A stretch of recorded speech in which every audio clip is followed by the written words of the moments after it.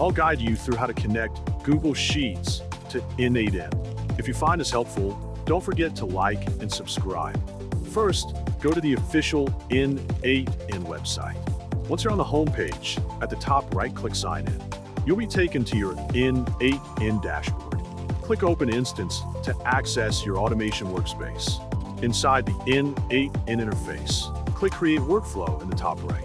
In the Workflow Editor, click the plus icon in the center.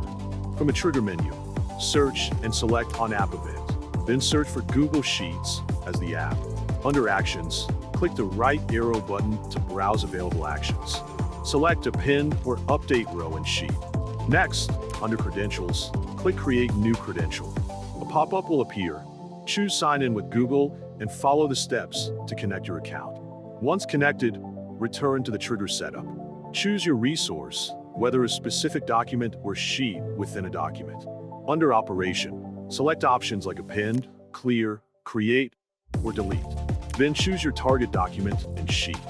Go to the Settings tab to configure details like Always Output Data and other preferences.